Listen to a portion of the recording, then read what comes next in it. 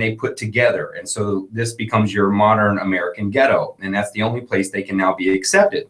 And now after they've taken all of your stuff, they move to step 3 to where they now begin to confiscate people. And now they're taking people away and locking the people up. And in short, it basically leads to now we eliminate the people because they have no more money, serve no more purpose, and no more resources, and therefore we now don't need them anymore. And all of this was constructed about how the war on drugs is what started this. It goes all the way back, and it opens with George Bush Sr. going, anyone who uses drugs is the enemy, right? Jesus. And so he points out, and it's funny how it's scary how it follows it, because he goes, it usually starts out by asking the wrong question. And then it cuts to Bush Sr. and he goes, well, who is to blame?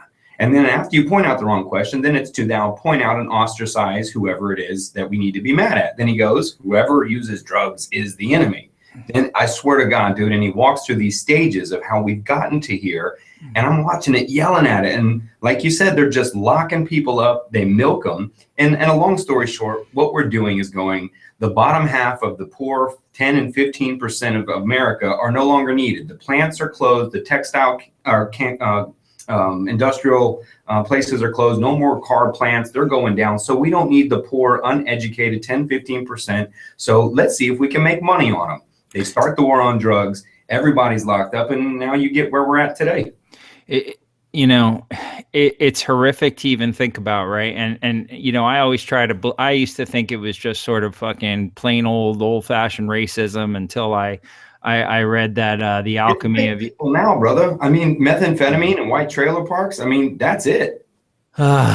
Man, and all these fucking things are just chemicals, right? They're, Disoxin. Go get the methamphetamine from the pharmacy. It's we have a fucking war on symptoms. That's what we have. Yeah, dude, that's a great way to look at it. Actually, we have a war on symptoms. That's so true. Even in working with the kids, right? If you have a behavioral problem and you're outbursting or some shit, well, you're gonna get attention. Are you fucking depressed and just sort of keeping it to yourself and you're getting sexually abused at home, bro? Nobody's paying attention to you. Nope. And you know what? And it's the fucking parents.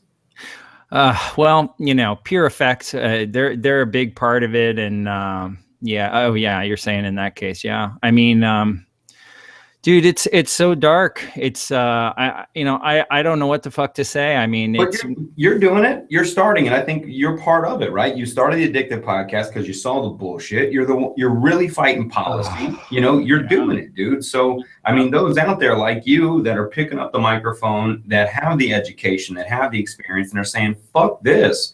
That's where it starts, man. Bro, make that change. Just like I listen to you, Adam, if there's someone else fuck that. Not if there is somebody else right now who is on the tipping point, man. They are moving through Prochaska, DiClemente stages of change. They are in the fucking planning stage. They're looking at that fucking action step, baby. Take that fucking action step. You will feel like $1 million. You'll get in shape. You'll feel amazing. You'll fucking help people. Brah, it is the greatest feeling to move into like some kind of advocacy or sticking your head out of the fucking sandwich. I've been 20 years on the fucking hiding out from that shit. And now I'm like, fuck, bro, no more hiding. No more fucking hiding. It's time to rise up. Woo. And, Andrew Mariotti was a guest and he got inspired and he's doing his thing. But, I want to go in your mind for a minute, man. Sure.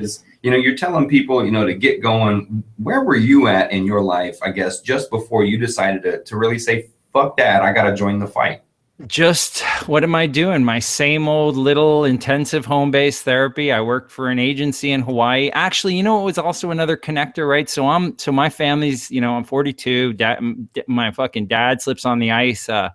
My stepdad slips on the ice and fucking cracks his head, and he actually went through some crazy surgery. Dude, my mom, this is also part of my lobbying campaign. My mom has this Lyme's disease. Her fucking hands can hardly open sometimes. She gets all these crazy symptoms, and she's also like searching for CBD oil and shit like that. Shit. I mean, so dude, I'm moving into the DC area right now. I'm building out my barn apartment, dude. That's my fucking right. So look at how I'm even setting up my life, right? In Hawaii, I fucking spend my wife and I spend all our fucking money on the rent, dude, like all of it. And so I'm moving out of there, been over there a long time, and I'll be moving 40 minutes outside DC, right down 66. Fucking Hawaii to DC, bro. Dude, fucking, it's so beautiful in Virginia, man. It's so beautiful. And my buddy Greg Sims lives up there. Sorry, man, go ahead. Oh yeah. So my mother, my stepfather, they get this nice piece, 25 acres of land, beautiful. They got this barn up there. So dude, I'm finishing out the top of this barn. And again, that's also to kind of insulate me, right? So notice I'm like I'm so fucking passionate about this. I'm even setting up my life to sort of, keep bills low and sort of have like some immunity. Bro, I'm sure if everything gets going, there's going to be fucking attacking, right? There's some line that says like, if you're saying something that's not pissing somebody off, it's just fucking like, it's just like, you're just pitching some bullshit or whatever. And I used to tell my patients, if you don't tell me fuck you within the first week, I'm not doing my job. Yeah, well, yeah, because I mean, that's change, right? Change is never comfortable. It comes with sort of this, it's an abrasive, like fucking terrible process. It's not pleasant. And so, dude, in Hawaii, it was so nice, like, just having things the way they are. And then I sort of moved out, right? I was an addiction counselor and doing all that shit, and then moved into like so you were doing addiction, that's right. You were treating that. There is a major meth problem. Yeah, so I was running an outpatient and intensive outpatient program, and that was just that is what it is. But then, dude, I opened the first methadone clinic in Kona, Hawaii. No shit. Fuck yeah. And so we had that shit going, and I had my clinical director, my nursing staff, and all that shit. And dude, we were fucking saving lives, man. Of all the people who lived in Kona used to have to drive all the way over to Hilo, and fucking Big Island's like huge, dude, right? Shitty saddle road, even at that point, bro. People's cars are fucking falling apart making that drive. And they would imagine this, man, when you think about methadone, right? They were making that drive 2.5 hours every goddamn day, right? This is pre-take-home era, right? There was no take-homes or none of that shit. And they would be driving and dude, they'd be holding down jobs. So they'd start their fucking drive, 5 a.m. What am I saying? 4 a.m., maybe 4:30 a.m., go to Hilo, get their dose, come back, get ready, go to work. And do that shit every damn day. And so we opened the first clinic, first methadone clinic. And dude, we used to dose Orlam too, which is amazing medicine, right? These super fucking long acting metabolites you could dose even like 2 times a week. Some patients would be on, or average is like 3 times a week. Just great. But it had like some liver issue, whatever. But then, but dude, so many people, man, you would see when that place fucking closed down, they pulled the plug on it. The main sporting agency out of Oahu, fuckers were dying, dude, like crazy dying. And then, even the hepatitis, and it was so messy. So anyway, so there was that. And then I got into, and then I was doing care coordination, statewide care coordination for adolescent mental health. And that was cool. And then I moved into the agency I'm at now, which is like intensive home-based and multi-systemic therapy. And man, the difference between a drug-centric, drug-focused type of treatment to a comprehensive wraparound model was so fantastic and like illuminating. And stop looking at the fucking addict through just those eyes, right? Or, and again, I hate the word addict. I'm just so used to saying that shit, but I couldn't agree more with you, bro. Yeah, but that full wrap model. And so, dude, I'm like fucking super nanny now. Like that's really my thing. It's like I'm like a super nanny. Like they give me good hours and about 6 months to do this super intensive, comprehensive treatment in the kid's life at home, in the community, in their school. I'm setting them up with jobs. I'm working a medical angle. I'm working this fucking whole total holistic model of life restructuring. And when you think about addiction, and like having someone in a residential treatment center, and then you're, first of all, fucking adolescents, man, you put them in any kind of outpatient, their fucking drug use goes up due to contamination effect. Totally sucks. Yeah. You know what? Spend 2 seconds on that real quick. Cause people, yeah. I get fucking mad when people's young kids get addicted or try something and these parents ship them the fuck off. Well, that's all they know. I mean, all you know is that you go here and this is going to happen. And yet all the same, all right. And then we're going to go to 12-step meetings. First of all, man, if you're an adolescent, the fucking what's called contamination effect is terrible. And multi-systemic therapy looks at this a lot. And there's a lot of research around this. But when you put a kid in to a peer group, and peer groups are wonderful. I mean, when you have good, positive peer, in fact, you'd be better off putting them in a decent social environment, I think, honestly, and having a good individual therapist pay a lot of attention to them. But when you put a fucking high-risk kid in with a bunch of other high-risk kids, well, what direction you think that little dynamic is going to go? And so in MST, we would fucking try to keep them out of those programs because we could work that shit so hard and get all these great supports and get their, we talking about Johan Hari and his book, right? That purpose and that connection with positive, good things, with college opportunities, with all of that shit. You can reset their entire community rather than just sending them one place and then them returning and being like, all right, go to meetings. Blah, blah, blah, blah, blah. Yeah, I've never been a fan of interventions, for one. And then the idea of, and it is true, you were right. It's really all people know. Technically, it's what they've been sold. This is what you do. And for me, an intervention this is the way I see it. All right. We've all gathered together here, all the ones that love you, and now we're going to read you shit on how shitty of a person you are. And then after you've taken it all, because you have to, we're going to show you how much we love you by telling you to get the fuck away from us for a while. And I'm all for twisting different screws to make change, right? Again, we talked about change being this difficult process and whatever. I was just having the same, not a conversation, but a couple of tweets back and forth with Maya. I think her last name's Solovitz. You know who I'm talking about? She's like super drug policy leader. She was like a co-author of Dr. Hart's book and things like that, High Price. When he comes on, you can ask him about her. But I was saying the same thing, like, first of all, let's start with interventions, okay? Number one, there is no fucking scientific basis for most drug treatment, okay? Like, number one, like 28-day model, residential model, that comes out of an insurance policy fucking range, and that's what they would pay for, so therefore you get residential treatment. Don't you do, I think I was talking to Chris Bell, who did Inpatient while I was shooting his film Prescription Thugs, but I think it was something where he was at Cliffside or something, Malibu, where if you stay 60 days or 90 days, it goes up by like 60%.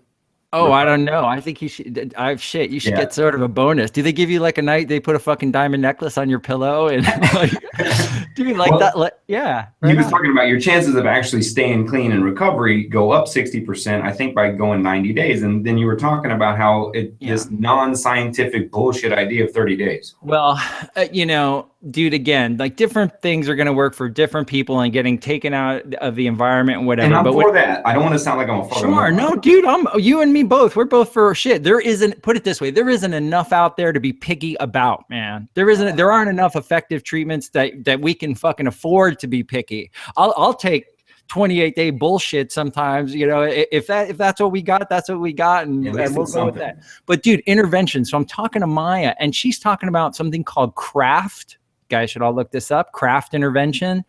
And so essentially, number one, it's like, number one, don't panic, right? Chill the fuck out. And so again, it's sort of the systemic intervention. It's more like nurturing, but still motivating. You still want to generate change, right? Even with the kid therapy and the wraparound care, you still want to generate change, and there's different ways to do that. But to think that the best way to do that is to fucking rally around like the person, big circle, everyone writes the letters, and that shit is, it's affecting when I watch it, no question about it. And that may help some. Good TV. Well, fucking good TV. And maybe it even helps someone. But dude, to not consider the individual on any goddamn therapy completely misses the point, right? You always got to look at who you're dealing with. It's just like drug effect, man. You can't determine drug effect without considering the individual who's taking it and their, the set and setting of that person and all of that shit. So same with therapy. You must look at the individual as much as you look at the model. Anytime somebody is forcing their model down your throat and it's not working and they fucking blame you, well, smack that bitch in the mouth. Because, dude, you know what? I'm glad you've actually helped me look at things a little different. I'm anti 12 steps, to be honest, and I have been for a while. But the way you kind of talk about it, and the more I've leaned toward, I got a friend of mine coming on Tuesday on the podcast who's a big time guy in the 12 steps, and not to mention a very big dude. So I'm not going to talk a lot of shit. And I grew up with the guy, and I've really backed off of that idea more, because the truth is, if somersaults fucking help you, do that. So if 12 steps help you, fucking do that. But I like what you say is there's not enough out there. And I think, and you hit the nail on the head. The biggest part I have about you heard me, people, some parts of 12 steps, whatever, is the idea that if it fails you, you really failed. And that idea that you just said it, that we all know that therapy is individualized and certain things work for certain people. And so the part I didn't like about 12 steps was when they say, if 12 steps didn't work for you, then you didn't work the steps. Gross. I mean, that's all therapies, right? Is a lot of therapies will talk about the idea of resistance and this type of shit. That's all bullshit, dude. That's all, if the therapist is fucking missing the boat and they can't engage a client and their model isn't working and they hold on to that and then blame the client, dude, they're a shitty therapist. You guys should all check out Scott Miller, man, who he was at this big conference, the something of psychotherapy. It's like they meet like once every 8 years. He did this speech. Look up effective treatment, Scott Miller, and YouTube. And how there's like zero correlation, or like 5% of the actual therapeutic effect is accounted for, like the model. Like it does nothing, dude. Absolutely fucking nothing. It's all about engagement. It's all about sort of mastery and expertise. And a client therapist relationship, you gotta have that trust there. That's what it's all about, buddy. We're all back to the fucking humanist, like, good. And again, so and through that relationship, that's your carrier, right? So you're resonating therapeutically with the person. Your fucking hopefully healthy brain as a therapist is engaging with their sick brain. It's called, you get a neurostabilization through that sort of experience, and then you're sort of floating your methods or models across that relationship. But the relationship, the therapeutic relationship, is by far and away the key, right? I mean, it's like the 12 step, right? You look at who that works for. Well, it seems to be, it probably has a lot to do with the fucking people who get in there really engaged and feel good about it, and it works for them and they like it and da. But if someone's not feeling that, check out like Smart Recovery or one of those like non-religious based. I mean, you don't need to fucking, dude, curing addiction. I've been on this tip, like how it's not a disease and all that shit. I've never thought it's a disease. And I call it, dude, my best word is it's a condition. It's a condition that happens under certain biopsychosocial circumstances. And I say that also because a lot of time people will be like, the disease, I don't have the disease, right? I like that because yes. It's the fucking great way to look at it. And what it also says, it being a condition rather than a disease, is that shit can affect anybody under the right circumstances, right? Just like it affected all those Vietnam vets when they were on heroin over there and came back and were no longer on fucking heroin or whatever. I mean, it's all a condition that can happen to anybody under the right circumstances. And to clarify for those listening, when he threw out that rather long word there, biopsychosocial, what he's talking about is what a lot of people and parents, especially fucking parents that have no fucking idea what they're talking about, that have to understand, I think they threw out the difference between abuse, dependence, and addiction. And I think, what do they do? Just call it dependency now? Yeah, it's substance. It's like substance use disorder, and essentially it's better now. It's on a spectrum, which is right. I like that part of it,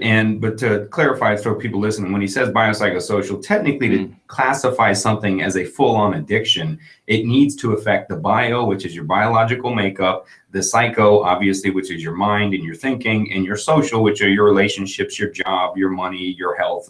Not your health, that's your biology, but essentially it has to affect all three of those. Your biopsychosocial are affected negatively, and therefore you could have abuse, addiction, dependency, etc. And I look at, like, you look at your propensity for addiction, right? You may be working out, you're drinking your kale shakes, you're feeling real good. Well, even you have that bio level that can be somewhat resistant to sort of the other level. Maybe you're fucking breaking up with your partner or whatever, and that's going like shit, but you still have good, strong bio, maybe good, strong support system. Okay, your psychological level fell off. Well, you still have those other two. Maybe you get injured, you're all fucked up there, but you have good supports and things like that. All right, addiction doesn't really happen. When all those things start to break down, when you start to lose those connections, psychologically, your thinking is not playing out, your feelings are real stressed, maybe you have mental illness, and you're getting into like, maybe there's a physiological factor as a reason why you're starting on painkillers or whatever, you're fucking better check them flags, bro, because they're probably red. And you need to like really look at it instead of saying, I've never been an addict or I was an addict. This is a spectrum disorder that people come in and go out of all their lives. Most addicts don't start at the top and spiral into oblivion. Most come in and out, and even elderly substance abuse. Oh, I was never a heavy drinker, but all my friends are dying when I'm, older or whatever. And then addiction sort of takes hold. So it is it's less baffling than it is cunning to use the 12-step. It's pretty fucking obvious. That was, and you brought up actually two other of my issues with 12 steps is first the notion that, look, not everybody believes in a higher power. There's atheists and things. I actually heard a counselor in the next room to mine tell someone, well, you have to believe in something. You can make it a tree or anything. Right. And I went, you just told someone to believe a tree is a higher power so they could work the next steps, Joe? Hey, man, maybe they're like an arborist or some shit. Well, and so the belief in a must and a higher power in order to move forward, I didn't like. And the idea that everyone insists on introducing themselves as an addict. And my biggest issue with that, which you're probably going to go off on after I explain it, is, hello, my name is Adam and I am an addict. Yeah. Well, you don't say I am headache, do you? We don't. So we have to separate the behavior from self. We have to pull it apart by saying, hello, my name is Adam, and I'm being affected by addiction, or I'm being affected by depression. When your dialogue says, I am depression, or I am an addict, that creates pictures in your mind and then self-fulfilling prophecies, behavior. It totally does. It totally does. And you absolutely can be a person who is, if I touch a drink or if I touch a drug, I am screwed. And knowing your own self. I mean, let's face it. Awareness, right? Yeah. If you're knowing yourself and like, man, I'm the type of guy that when I fucking have one thing, I go, well, absolutely, dude, you're fucked up and you better check that shit. But to have to insist like I'm an addict and dude, you're essentially saying that everybody in treatment needs the exact same therapy, needs the exact same thinking, needs the exact same way to crawl their ass out of there. And that is so ridiculous and not sensitive to the vast majority of people who come out of addiction and are like, well, yeah, I have a drink once in a while, or I can just hear all the 12-steppers being like, dude, they're not a real addict. No, they're fucking addicts, dude. They're totally addicts. They have the definition of what that addict is. But if you ask them, right, they'll tell you, well, anyone can be affected by addiction, but this is the only way off. Right. But they're not serving so many people. There are a lot of people who much more would benefit from understanding that this is a condition, that this has happened to them, that there will be certain factors that will be conducive or not conducive to relapse, that's very individualized, that some people can drink and some people can, and some people can. First of all, fucking alcohol, the ultimate like relapse catalyst, personally. It's such a shitty drug anyway. It's so toxic. But yeah, so all the people who aren't receiving what they need to hear, that's also pisses me off because they're all fucking like, well, that's not really me. And I guess I'm not. And dude, no, I mean, understand that everyone has their unique experience of addiction, their unique condition of addiction.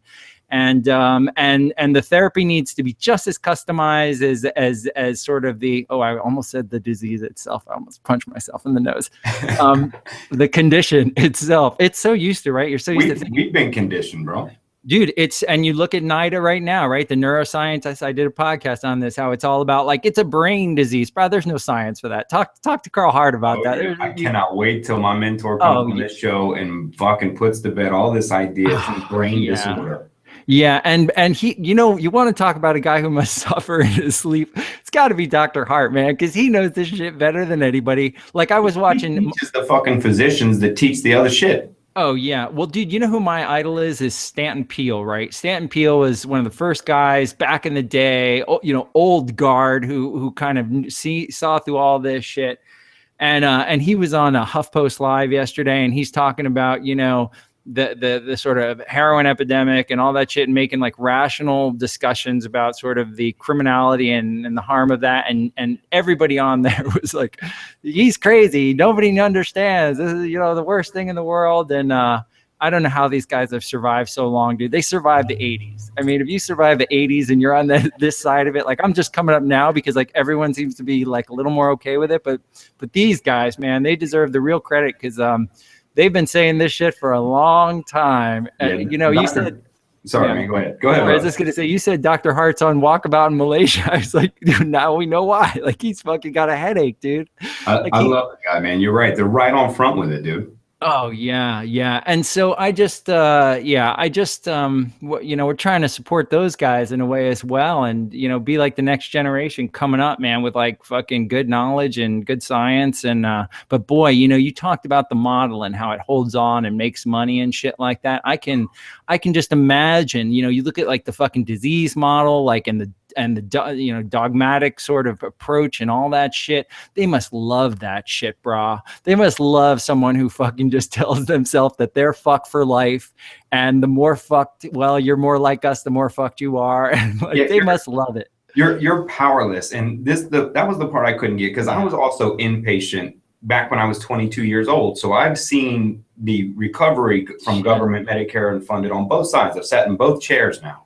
And so 13, 14 years ago, when I was in fucking inpatient and they told me the steps, well, then I go through my whole change, get out of college, ready to change the fucking world, you know, later after I changed my life. And I go, okay, let's use all this awesome new research. Nope. 12 steps is all you get to teach them. I said, 13 fucking years. And now I got to teach the steps that didn't work for me. Oh yeah. I mean, that was me and IOP. First of all, I was such a dumb little shit. I thought that, you know, I could just I do psycho ed groups and everybody would magically get sober, right? I'll teach you about the biopsychosocial model and you'll be sober before you know it. And I used to think that way, but man, I remember, I mean, I remember my first program, there was this old guard 12-step guy, just a fucking hardcore 12-step asshole. But dude, he had great outcomes. Like his fucking clients were all rallied around the 12-step and getting better. But it works, dude. Look, the last bit I'm gonna say about, you know, 12 steps, I feel like I've been bashing it, but no, not even, dude. We're being objective about it. I mean, it is what it is. It's fucked up for some and not for others, and it is what it is, like anything else in the world. Yeah, and you're right. And then the last part of it, well, I only say it because in the beginning of the podcast, I was like, well, I'm trying not to bash it anymore. And then I just spent the last 20 minutes bashing it. Well, dude, there's a lot to be angry about with that shit. I mean, there's a lot to be, let it flow, bro. You know. The issue then is the last part, I think. Maybe it's the last issue. Fuck, I don't know. Give me 10 minutes. I may have another one. But is going, hey, you know what? You need to change your people, places, and things. But then you need to go to the same places and talk to the same people about the same things. Yeah, well, the irony of that, and I can feel the resistance. You're obviously a resistant client, and you need to just step away from that thinking and just get to a meeting, bro. Because that's it, right? You're your fucking sponsor, man. You're you're obviously heading towards relapse even by saying that. Right, Glenn, you have personal defects you're not admitting. Well, and dude, honestly, I mean, again, the realities of this is, and some people, it's absolutely the case where they are who they are and with the problems they have, and that's for them, and more power to them. But dude, it's not for everybody. And if we can get more options, more treatment options, more science, the better. I mean, I'm glad you brought that up, dude, because you know, bash the 12 steps all you want to. It does help millions of people, but just so you all know, the slogan, the reason they're able to say helping millions is because it really only helps about 1 to 2% of the population. If you look at the number of people in recovery, well, 1 to 2% is about 1 million people.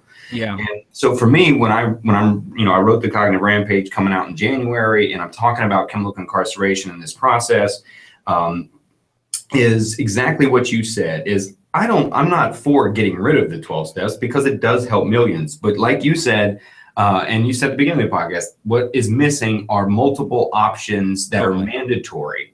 Yeah. Why not approach your client and see what the fuck they want to do, dude? You know, most of the time you can't in these facilities, right? Because you got fucking groups of anywhere from 10. I ran groups of 26, dude. Wow. That's a serious group, man. See, all you can do there is almost like, what do you do? You're doing like a psycho ed piece, and then sort of, all right, we're all going to go around. And then, raise your hand, right? And all I would do was stand up and work the whiteboard until I was sweaty. Oh, the fucking whiteboard. Gorski's relapse prevention, or oh man, I miss those guys. I really do. I love therapy and I love treatment. It's so awesome. Well, the policy that we have now taken on, if people that have been to the Cognitive Rampage website, adamlowry.com, cognitiveраmpage.com, if you've been there, we've made some changes over the last 2 days, actually. And the reason I asked you about your policies that you're taking on is because we have chosen to take on a policy. And after January, we're actually taking probably a 2 to 3 week road trip up to DC and then headed to New York. And we want to change mandated policy for interventions that are supposed to be mandated at government-funded dual diagnosis facilities. So what we're trying to do out here is get CBT as an offered course like Smart Recovery as mandated as much as the 12 steps. And I want EMDR in every government-funded dual diagnosis facility, because you and I both know that trauma is at the base of much of the drug abuse or drug addiction. And so why can't we have EMDR and CBT both with better records than the 12 steps, guaranteed, mandated as an option for those in therapy? Again, I'm not a big model guy, but first of all, I mean, I love the idea of offering options, man. I love the idea of offering options. If somebody looks at EMDR and you're presenting them with this, I would love to have, and I see this in some treatment programs, right? They're, even everything from massage and yoga or whatever, hopefully that's sustainable when they get out. But yeah, offering up different models of recovery, which one, engaging with your client, be like, what do you think is going to work best for you here? Well, here's these two models. You could do Smart Recovery, right? Which is sort of less sort of, I would say, spiritually based or dogma. Yeah. I mean, less, less dogmatic or whatever, and about more relapse prevention. Or do you feel like, really getting back to maybe, this resonates with you, the 12 step, it's obviously more popular than this other thing. What's going to work for you? And let's try that. Let me support you and what you think. Oh, you're a fucking addict. I can't listen to you. You don't know what you're talking about. Right. And that's the way we treat them usually. Right. Shut up and sit down in group. Follow these 10 rules. Don't speak unless spoken to. Raise your fucking hand. Right. I'm like, what the fuck, dude? And then the treatment providers. I mean, just sitting around and be like, he's a fucking resistance or. Yeah, well, we treat these people like shit generally, huh? We really fucking do, man. Well, let me say this about your EMDR thing. So dude, trauma-informed care. Right. So that's a big new approach going through all the social service agencies, goes through my agency, all this stuff. And it's really about sensitivities around trauma and the effect of trauma and all that. And that's really, so you're looking at EMDR for trauma, but at the very least, like the awareness. And then if you start looking actually at sort of the approaches to these programs and treating clients like that, dude, it's fucking traumatizing, bro. You isolate someone in a treatment center, or they're the bad ones and they're the fuck up and whatever, and they have to be in that. What do you think that does to somebody, man? I mean, they got enough pain. You're going to roll that shit up on them. Come on. Dude, I 100% agree. And I'm also glad you're kind of talking about the practitioner end of it too, because I'm going to kind of make a left off of the 12 steps here and still stick with the process, because what you run into also at these government funded facilities is a 21-year-old 6-month graduate who has no license, who has probably never even experienced addiction in her life or his life, sitting in a group of anywhere, like I said, from 8 to 22 hardcore long-term addict prison people. And then has to somehow command this group by just passing out a fucking worksheet like they do every morning. And they pass it around and they try to go over it and wonder why they get ripped to shreds. Yeah. And so like you talked about, is the actual treatment that's provided is done by this, and they can do that. And so you're licensed, right? You're a licensed mental health counselor. Yeah, I am. And how long have you been licensed? I've been recently, man. I actually just took a course that I had to finish up for developmental psych, and I got my license about a year ago. See, it's perfect, because I have a big fucking issue with how, really the licensure people are eating their own. But that stems from therapy is diving, because private therapy doesn't, who's got $150 or $250 a week to spend to see somebody weekly. So private practices are closing down. That's why you see these gigantic influxes of community mental health places. And they're generally owned by someone that gave up their license because they saw the government was handing out millions of fucking dollars for opening up these places. And then so what happens is somebody wants to help. They want to be a counselor, psychologist, even licensed clinical social worker. They go to school, do their thing. They come out majorly fucking in debt. And then they try to get a job. You can't get a job anywhere without a fucking license. And it's not going to happen. Or they will hire you, but will pay you shit fucking money to work here. That's why you wind up with a 21-year-old making $17.50 an hour who has no idea what they're doing. And then you wind up with licensed people that can't run a private practice, or they're getting paid $17.50 an hour working as a therapist. And then what do? If you want to get licensed after your master's degree, you got to find somebody with a license. And many times I've seen licensed people, brother, charging these college graduates anywhere from $25 to $250 a fucking hour for 1,500 hours? Well, I tell you what you do. You put 23 people in their group and you fucking make that money, bro. Well, that's what they've done, right? In order to do it. So all these sides, the therapists are forced to hold down jobs that are shit, work in environments that are shit. The people, AKA as addicts, have awful help offered to them. It's like you said, there's no real options. And it's a fuckery, as Joe would say. And people keep dying, again, even addiction, man. I mean, the biggest harms in all this, like addiction, you look at that heroin maintenance program out in the Netherlands and in Switzerland, dude, they have no fucking overdoses there, dude. Zero. Yeah. Dude, I'm glad you went back there, dude. I have a question for you, actually. Yeah, sure. Well, real quick, what I was gonna say is, dude, addiction. I can fucking treat addiction, bro. You give me someone with addiction, I'll rock that shit. I'll fucking help a lot of people. I'm not bad at what I do, but man, you wrap that shit into the drug war. You get those charges flowing. They can't get a fucking good job.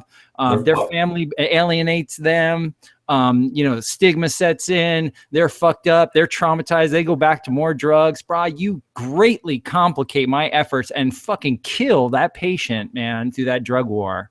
So addiction, dude, so if there's one thing, I'll tell you one thing for people out there, fucking don't stop tripping on addiction, man. Relax on the fucking addiction, dude. Addiction, the condition, okay? Like any other condition, it's so fatal. Bro, you know what? It's fatal mostly because if you're fucking putting some spike in your arm of horse shit and hand grenades or fucking gunpowder or whatever, right? I mean, all that stuff. That's what's fucking killing people, man.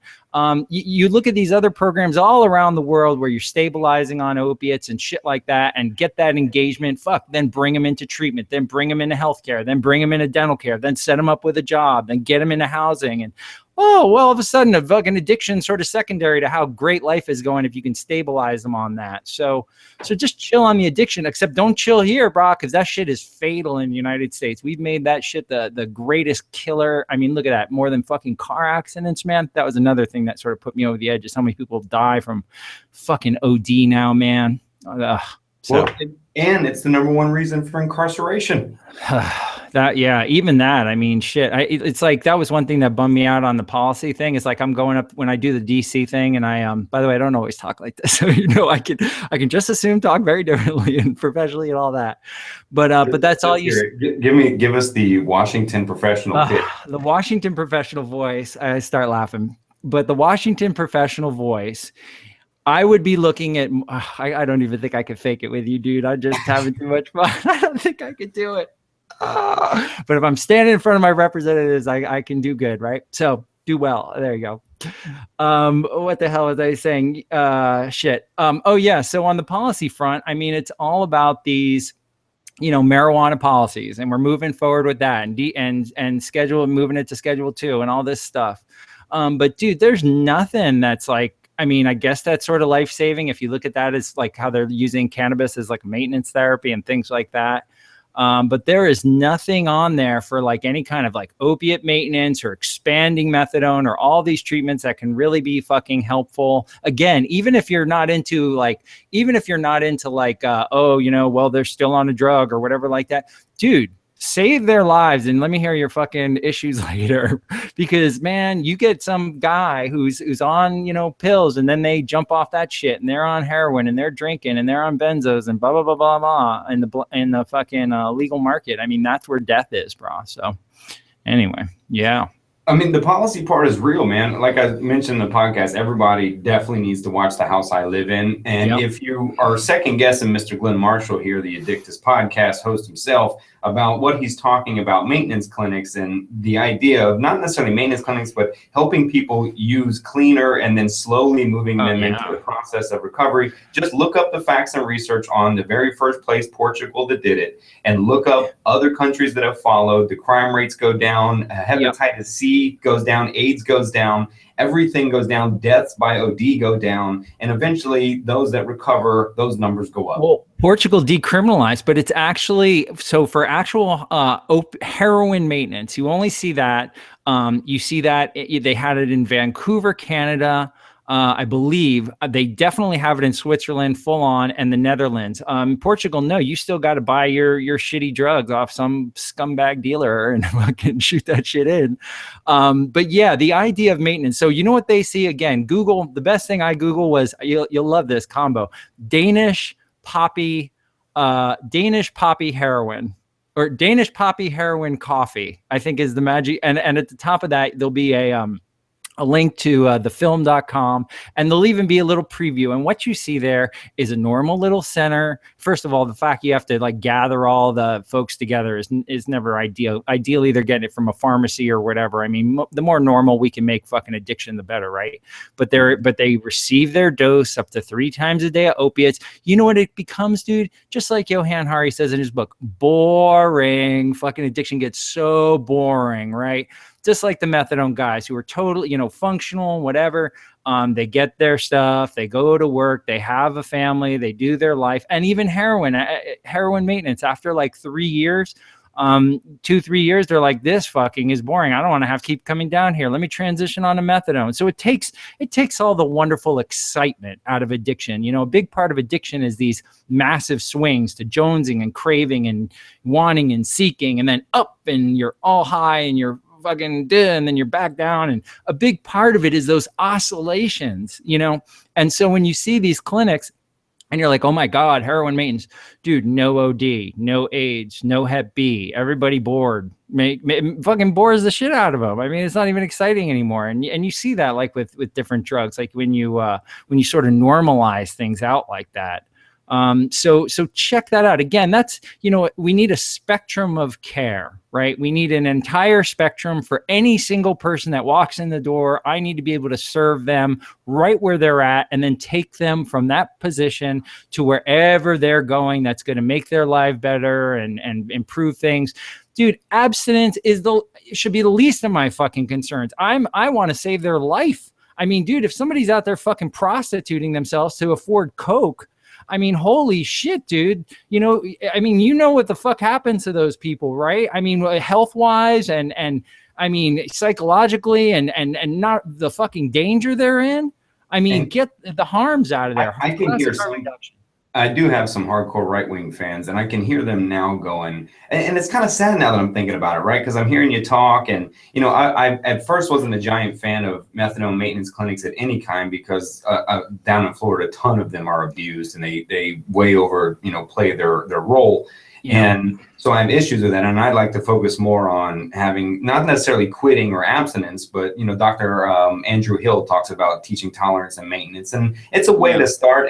But I'm with you though, kind of to a point to where at least they're not dying in an alley. And I mentioned Portugal and the decriminalization of Portugal, but what they have done is they have stopped jailing people for drugs, and have taken all that money and offered what you just said, which is a wide variety of free, large spectrum help. Yeah, dude, I'm not, by the way, right-wing fans, I'm not the fucking inventor of this. Like, I didn't Glen Marshall came up with fucking heroin maintenance. No, dude.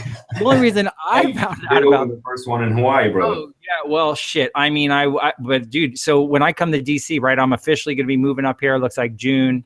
But yeah, I mean, watch the video, right? Look at the video, look at the research, watch how normal it looks like people receive their dose in a controlled setting with a nurse. The drugs are completely sterile. Thank God. I mean, dude, if only you guys knew what goes in a fucking heroin, it is not any kind of thing you would want to even put on your skin rather than like shoot in your veins, right?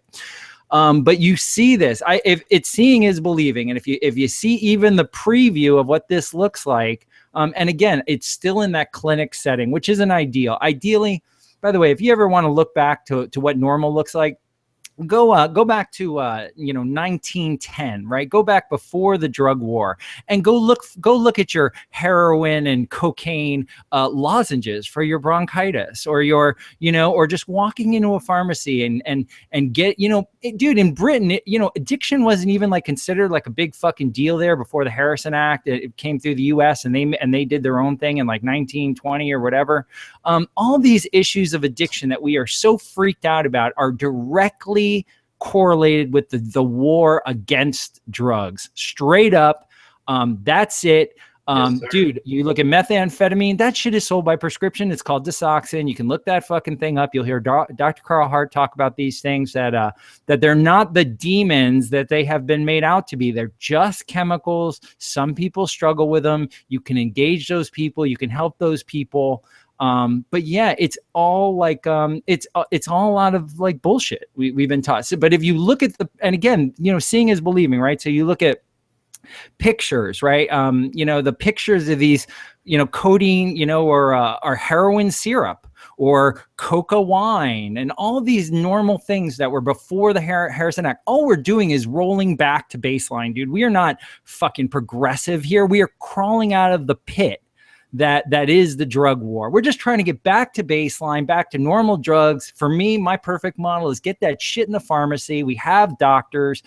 If an addiction starts to form, dude, engage that person, look at the issues around there, whatever kind of support they need. I know they're not going to fucking die. Most people don't die when they're maintaining themselves on clean, regulated opiates, just like they don't die in Switzerland, just like they don't die, in the Netherlands and all that shit. And again, you see the video, you see the, the pictures of these types of things pre-1914, pre-Harrison Act. And it's a whole nother world before fucking Anslinger, before global domination, before all that shit, before we supplanted Germany and Japan as the world's greatest pharmacy and said, these drugs you can do and these drugs you can't do. And if you do these, you're fucked. And if you do these, you're fine. And it's just ridiculous.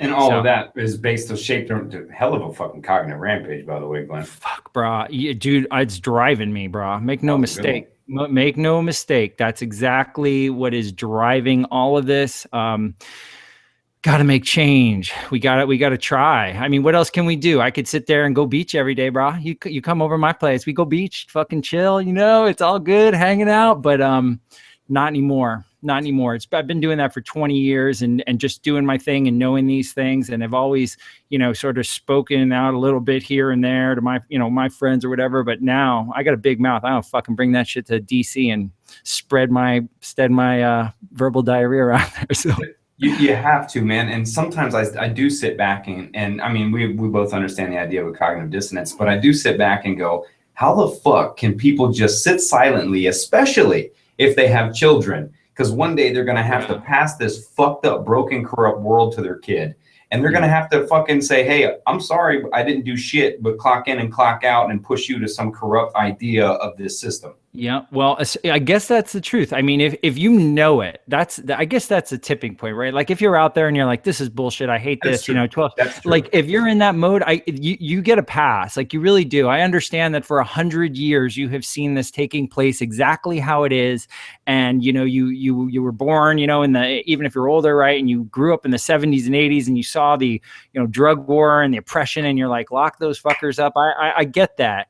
But if they were the number one targeted, right, with the whole fucking propaganda bullshit. Yeah, but if if you're out there and you're like Adam and I, and this shit, and you're seeing it, that's when now is the time. It's normalized enough, at least the discussion, right? I can have this discussion, and at least I don't think I'll get fired. I mean, I sort of fucking hope so. But dude, it was worth it to me.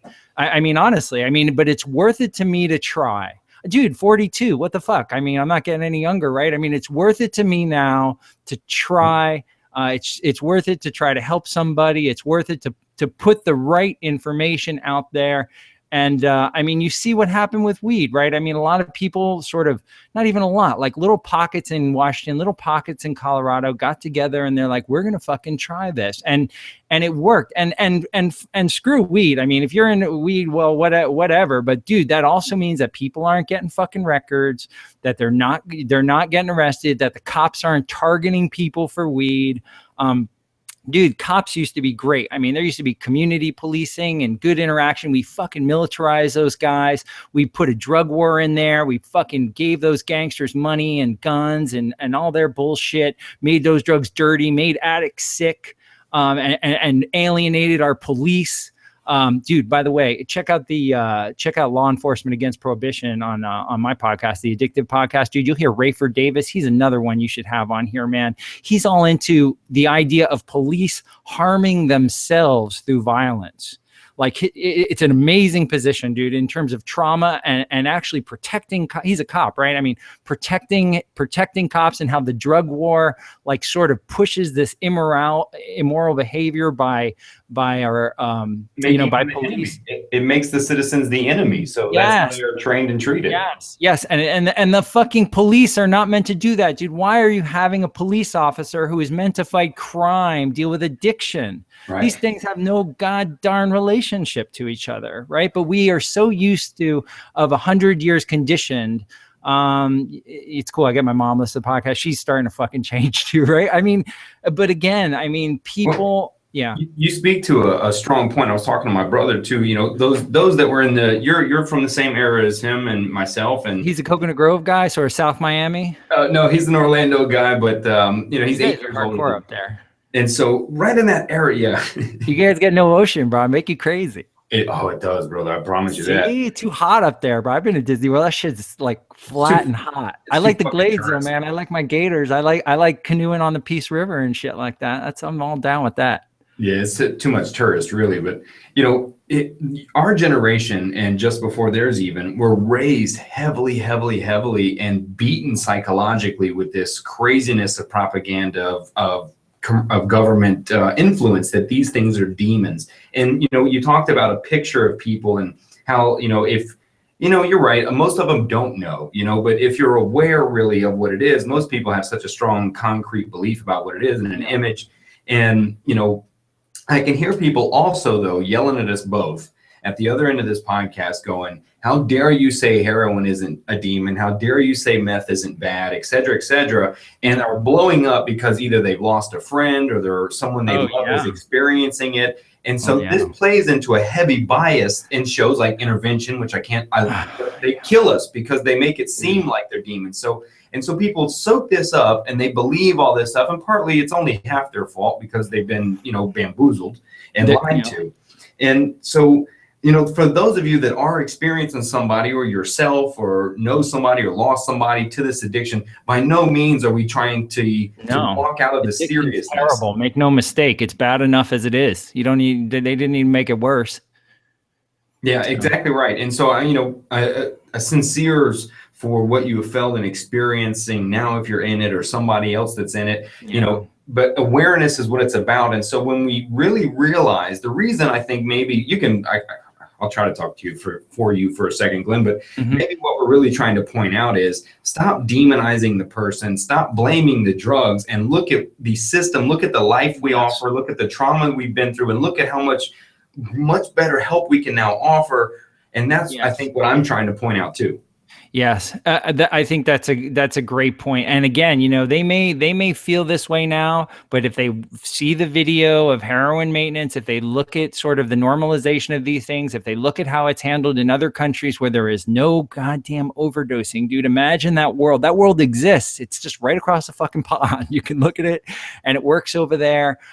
Dude, we're, like I said, addiction is brutal. Addiction can be terrible, but it's made so much worse by the fact that every time someone puts a spike in their arm, that they are so much closer to dude, the effective dose to lethal dose of heroin is like 1 to 3, right? Alcohol is like 1 to 20. You take 1 ounce of alcohol effective dose, take 20 shots, you fucking die on that shit, right? Weed is like 1 to 40,000, cocaine is some other number. Heroin is 1 to 3. Oh, wait, real quick. Go ahead. 34 Tylenol kills you. Yeah. So, I mean, dude, imagine. So when you talk about opiates, man, or heroin, you're talking about a drug where one drug dealer doesn't cut it, right? And cut it, we talk about adulterants, right? And you can imagine the ingredients they put in there. But just one guy decides to undercut the market and put some pure shit out there. And all of a sudden, the same person that injected the same dose, and they're like, I know what works for me. I don't fucking die on this. Brah, well, guess what? Now they're fucking dead too, because they just injected a stronger concentration of the drug.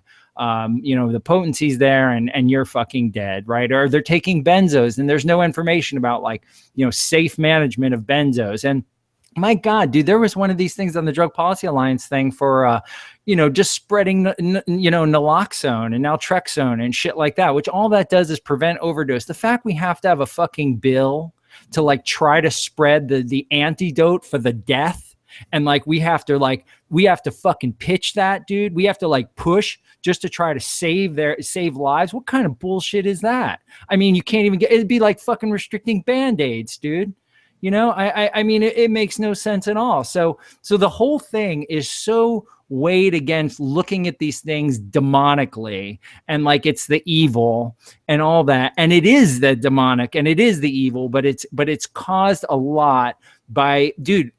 Rayford Davis, the cop, said this great thing. He's like, dude, prohibition is not the epitome of regulation. It's not the epitome of control. It's not the ultimate control. It's actually the absence of any kind of control, of any kind of regulation. You're taking your hands off of these substances, which are deadly, certain ones under the right circumstances. And you're saying, go run with that shit. Drug dealer, black market, rock that shit. I mean, that's what we've done, dude. We haven't made it any fucking safer. We've removed any kind of sensible controls. We've removed our experts. We've removed our doctors. We've removed our pharmacists. We've removed our fucking psychopharmacologists. All of these people, we have removed them and just said, well, illegal market, rock and roll. You guys are going to go make billions and billions and billions and billions of dollars off our citizens. Off of sick people. Off of fucking the sickest people, dude. That's what's so crazy, right? Off of the sickest people. The people who need our help the most, and we've done this to them, bro. We've allowed this to happen. I'll tell you, Adam, it'll go down as the greatest harm of fucking policy ever, no question. Dude, yeah. Dude, I love chatting with you, dog. We got to do this a lot more often, actually. Oh, well, dude, I'll get you on. I mean, I want to hear about all this crazy, dude. Now that you're Well, now you're a full-time podcaster. Because I don't know anything about I can't even picture I picture sort of when I think of you, I picture a big building, and I picture it's sort of a hospital setting, and I don't know what it was like or what you saw. I mean, the only times I did residential, it was sort of a house, that had been donated. And Dude, Chris Bell said it best he said on Joe Rogan and my podcast that it's something out of One Who Flew Over the Cuckoo's Nest. Wow. And brother, I mean, from when I was inpatient myself to working in them, it really does, man. It's people walking around in gowns and clothes they borrowed. And I mean, it's unfortunately, when I say dual diagnosis to people, that means these are people that suffer from addiction as well as some serious mental disorder. Oh yeah. And I mean, most vulnerable, even more vulnerable than just addiction, even more complicated, more vulnerable, more resilient to sort of conventional models of treatment. And we're just you're fuck. Oh God, dude, it just drives me nuts. I feel you, man. I gotta go get on that. I gotta go work out. I mean, it does, dude. It really is affecting. It's just I mean, right between crime and crying and passion, dude, is kind of where I live in this when I talk about this shit. So anyway. I happen to agree with you, man. That's why a lot of my fuck bombs start coming out when I start talking about it. I had multiple friends disappear for a decade and a half, 2 decades, and are still locked up in some concrete little box somewhere, brother. And I was threatened with that same little box. And when I watched that documentary I keep referring to, The House I Live In, I couldn't imagine this one guy. He got caught with 3 ounces of methamphetamine for trafficking, and he's doing life. Yeah. Yeah. So I think about my friends, you know, my buddies that have done a lot of time, and somewhere out there, there's a wife, a daughter, a son who's missing their dad or their mom, and they've been locked up on some bullshit, trumped up mandatory minimum charges. They're doing 20 to 30 fucking years for bullshit. And brother, that's when you hear me now, brother. That's when I start getting fucking angry. Yeah, and you think that's bad? Just wait till they get out, man. Wait till they get out with that record. Wait till they get out and life has passed them by. And we have the highest recidivism rate in the world. Yeah, and family has passed them by, and they're given nothing, and they step out that door and they have fucking nothing, and they're like, "Good luck," you know. Go to a meeting. Go to a fucking, well, dude, geez, if I'd go, I'll fucking go 12 step. And I mean, what else you got? It. I know, but and that's what we fucking offer them, dude. I know you have nothing. You have a shit life. No one loved you. No one cared for you. Hell, you're so messed up. We didn't even let you in. Embarrassed of you, dude. We're ashamed of you. Look at what you did to yourself. Look at what you did to your family. Look at how you abandoned your kids. Bro, it could have been a fucking little, temporary sort of condition.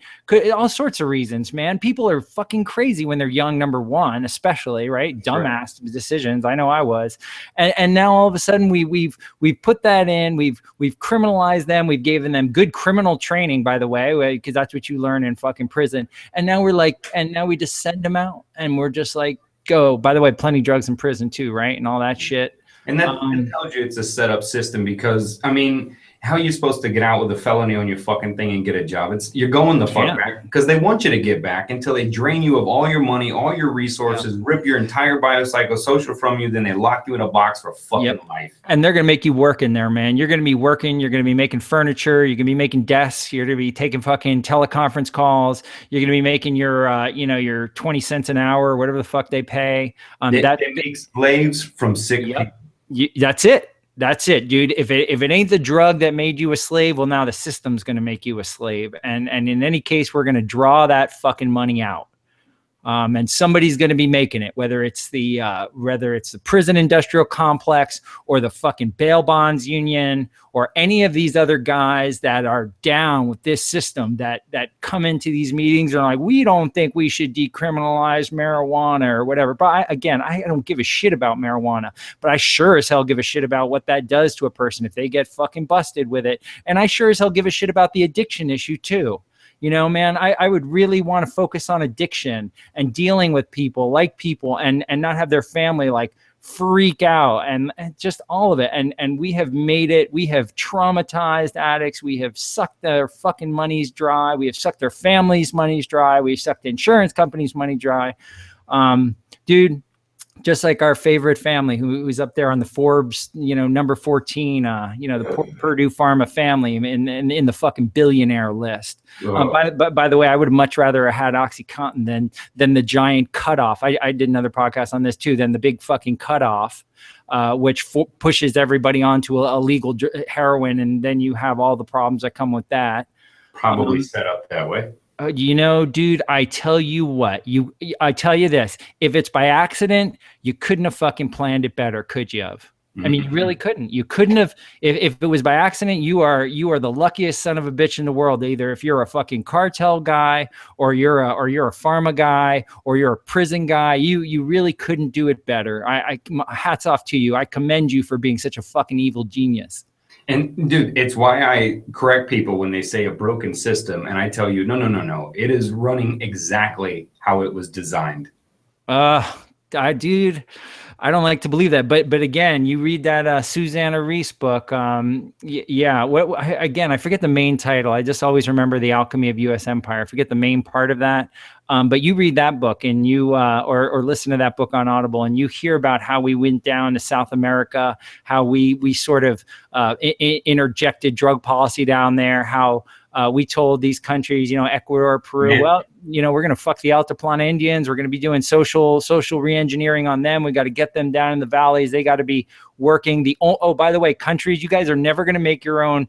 Of course, America, right? The largest importer of coca still, the largest manufacturer of cocaine, right? The largest user of coca. I mean, Coca-Cola still use that fucking product, and then they extract it and then they sell the cocaine, by the way, which also goes to like wonderful undercover drug deals, for the DEA and shit. It's also, still can be used medicinally or whatever. But you listen to that book and you listen to her research and that's when you start talking like this, that's where I'm like, shit, that shit could be true, because I always thought it was, the model was always the prejudice model. Okay, well, we don't like the blacks, and the fucking jazz. Well, fuck heroin. And then we don't like the blacks again in the 80s, fuck crack. And let's face it, the blacks are really fucking getting really fucked, brah.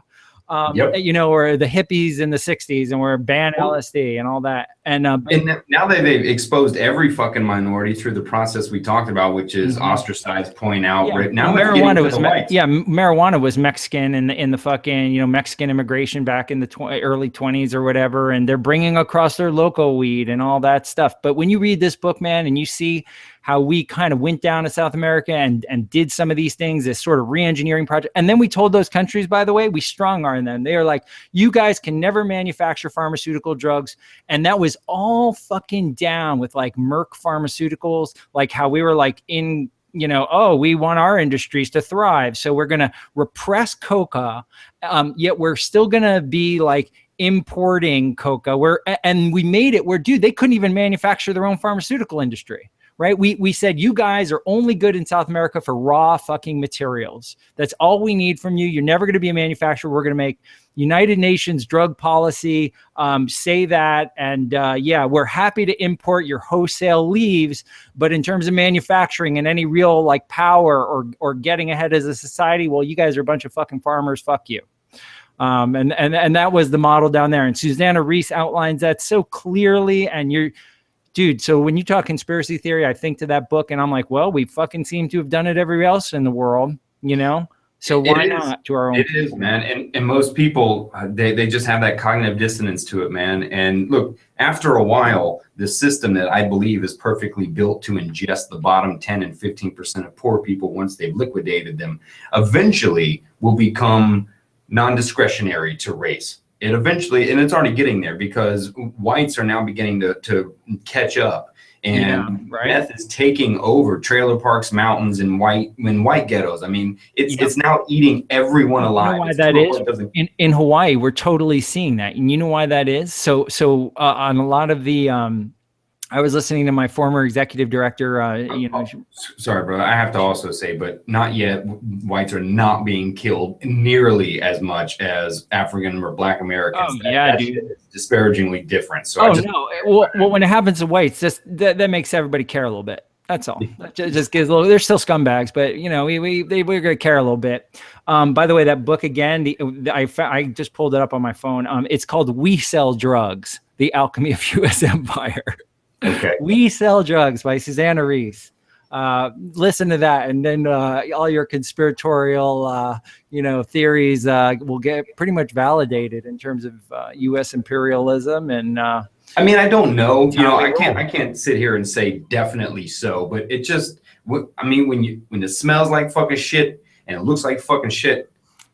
Dude, it is the money. I mean, you do follow. But again, if this was all accidental, and I maybe people are just afraid of addiction, and they thought like, okay, well, this is a good idea, and then but again, right? Things take on a life of their own. Sometimes a system will start, and then all of a sudden the money's flowing, and then people are feeding everybody off that money, right? And it becomes so even like a dysfunctional or unhealthy system, man. If the money is there.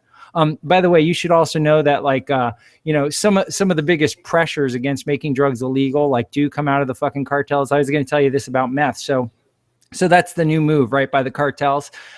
They're now trying to undercut the heroin market. So we see a lot of guys who are, hooked on opiates and heroin, that they're fucking sliding cheap meth in there and sort of bringing them over onto methamphetamine. So if you guys are seeing that, it's funny. Are you actually seeing that in Florida now, the methamphetamine thing or is that more West Coast or? No, it is fucking rampant, brother. No shit. Well, about time you fuckers kind of got that bullshit too, because that was real. I mean, Hawaii was rolling with that shit when I got over there 20 years ago. ago, and it sort of was pocketed out. But now the cartels are making a very deliberate, and by the way, that's another consequence of the war on drugs and fucking criminalizing marijuana, is that you run people on a harder shit. Why? Because you run people on a harder shit because you want the best bang for the buck and make that money. And if you have a small product that you can charge more money for, that's easier to manufacture, well, that's basic fucking marketing, right?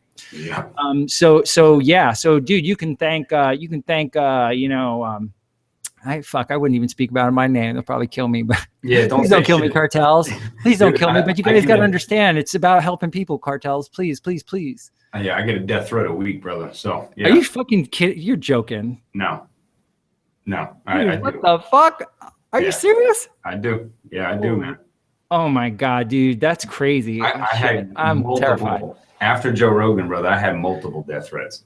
Oh my God, dude. What? How is this possible? What are you doing? You're just talking about like healthy, being healthy? Like, because of my one comment, because I said Suboxone is like heroin when I was trying to, people missed the context, but because of saying that. Oh, so people freaked out on that? Dude, if you look, it's fucked up, man. I don't want to put this shit out there, but people out of my whole fucking time on there, they pick out the one dumb thing that I said based on being fucking nervous. You know what I mean? Oh, but yeah. So be careful. And I'll tell you two things. You talked about when you were starting your podcast about being fired or whatever.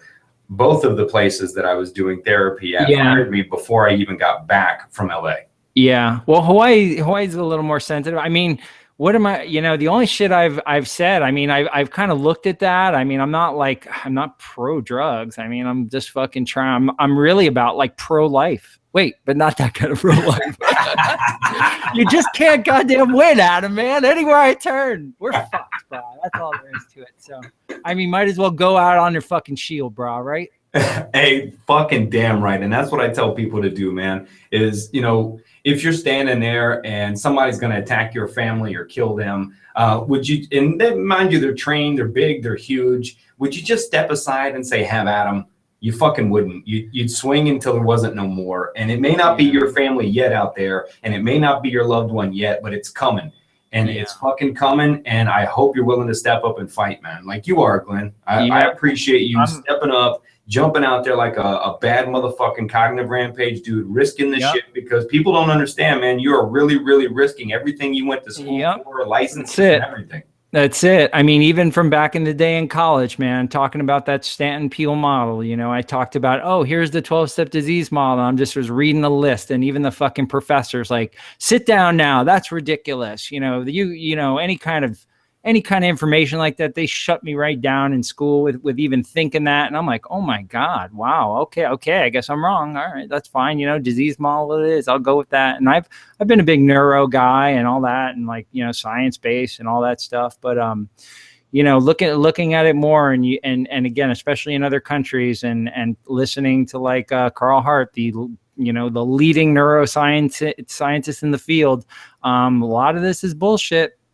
So, don't be duped out there, man. Do your own fucking homework. Just check out some of the things we've talked about today, and you may start to see things a little bit differently. Yeah, man. And last question, brother. I'll take you out for, given everything you've seen, what you're doing, what's your present life philosophy? My present life philosophy? Okay. My present life philosophy is... Okay, actually, dude, you know what it is? I'm going to put it in my barn apartment. Actually, it's going, dude, I met this other guy and he's not into this. He's just doing his own thing. But, dude, we follow dreams is what I was going to put in my stairwell. I was going to post that right up there. And I'll tell you this, if you are into your passion, like I'm passionate about this, right? And that's why I wanted to get back to it, because I feel I've always felt passionate about it. And the ability to drive yourself based on passion and based on something outside of yourself or doing something beyond yourself. Like I said in the beginning, like lifting up others around you or helping people. If you are where you need to be, my fuck up school used to call it your unique potential. That's actually what they would call it. It was based on like, Scott Peck's book or one of these guys. And that was all about like really finding your place in the world. So I would just say, that whatever you're doing, and dude, I don't make any money off of this. You'll also notice that I don't have any advertisements. I'm not even looking. I could give a shit. I could care fucking less.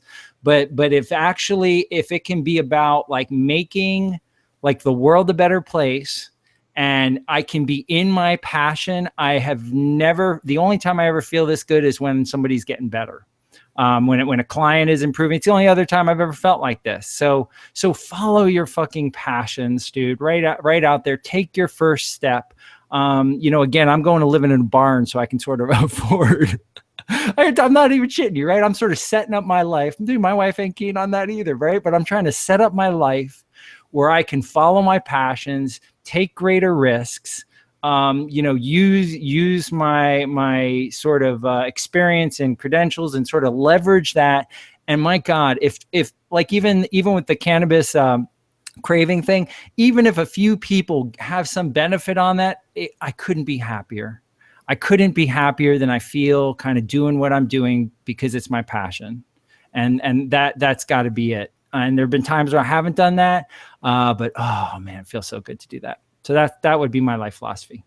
I love it, brother. Give everybody one more time where they can find you on Twitter, etc. Yeah, well, dude, I've been living on Twitter. I'm not like dude. By the way, as a therapist, I've like hidden my whole life. Like I never put my shit on social media, right? Fucking clients and shit like that. But dude, you can find me on Addictist on Twitter, ADDICTIST. You can go to the podcast page which is the website, which is theaddictivepodcast.com. And again, I would also encourage, if anybody is out there, we're looking for guests, or if you can move things forward, if you can be a part of this, I'm happy to put you on there and put it out there and let's raise everybody up together. That would be it. Oh, dude, I love it, man. Thanks for chatting with me today, dude. We're gonna do this more often, man. For some reason, we're gonna do this more, dude. You know what, Adam? Number one, it means a lot to me, and number two, fucking next time we do this, I'm hoping to be living over here, and I will come down to Orlando, and we'll fucking sit in that cave. Yeah, man. We will chill the fuck out, and we will talk all about fishing and canoeing and fucking swimming and all those fun shit we also like to do. So I look forward to seeing you in person as well, man. Dude, for sure, man. And anytime on the Addictive Podcast, brother, I'll come on anytime you need, man. Right on. Well, we're gonna talk all that crazy treatment shit, so I look forward to hearing it, and I'll talk to you soon, man. Hey, you're the best, man. I appreciate it. Take care of you the rest of the weekend, man, and I'll talk with you again soon. Yeah, you too. Time to rock DC. I'll talk to you later. Bye-bye.